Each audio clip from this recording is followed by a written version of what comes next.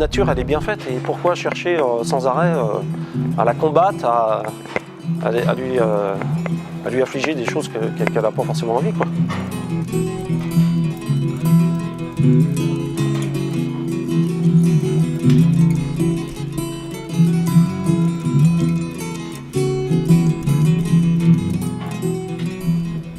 J'ai commencé à m'impliquer dans le développement durable et l'écologie il y a environ une dizaine d'années. Au début, en faisant du mécénat au travers de différentes associations. Et il y a 3 ans maintenant, j'ai décidé de créer le fonds de dotation Itantia pour mieux maîtriser les dossiers que nous validons.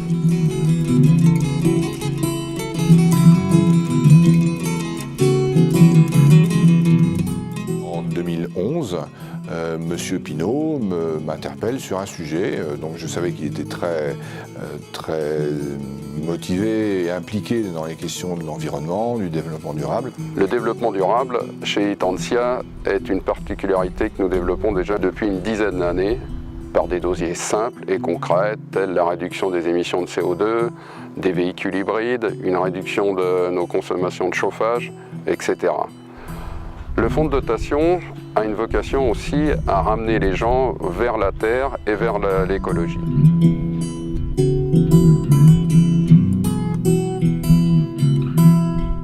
Et c'est là qu'il m'a posé une question très directe en me disant voilà, j'aimerais mettre un projet en marche qui est celui de l'acquisition de terres pour ensuite mettre un agriculteur bio, une production bio sur cette exploitation.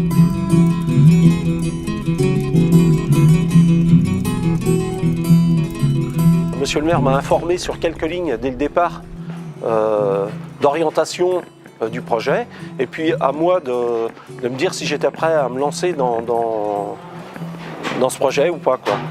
Dès le départ, j'ai senti que les choses pouvaient que bien se passer, parce qu'on partait, je pense que aussi bien la Fondation que moi, on partait sur la même idée de faire un travail qui ne soit pas personnel, mais plus un travail envers la nature. Et puis d'un autre côté, moi, mon souhait, c'était de la même façon, c'était de permettre justement à ma ferme d'avoir une autre orientation, une orientation encore un peu plus prononcée que celle que j'avais avant, en justement permettant des projets de plantation, des choses comme ça, quoi.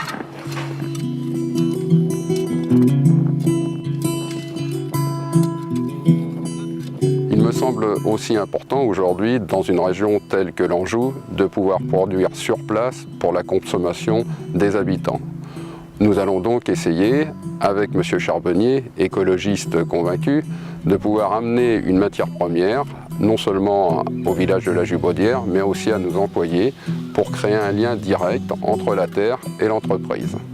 Il est bien évident aussi que ce projet a pour but d'impliquer les collaborateurs et démontrer que l'entreprise sait aussi s'impliquer dans le tissu rural et dans le développement de l'activité qui est liée. Ce qui est intéressant dans cette histoire, en tout cas dans cette histoire naissante, c'est qu'on a en présence là un même monde, celui de l'économie agricole et celui de l'économie industrielle, si je puis dire. Et je pense qu'il y a là probablement un modèle économique tout à fait novateur, parce qu'à imaginer, qui peut demain, non pas forcément être la référence, mais être en tout cas une référence autour, et puisque de toute façon on n'a qu'une seule terre, autour des problématiques des questions de développement durable, d'environnement qui soient pérennes.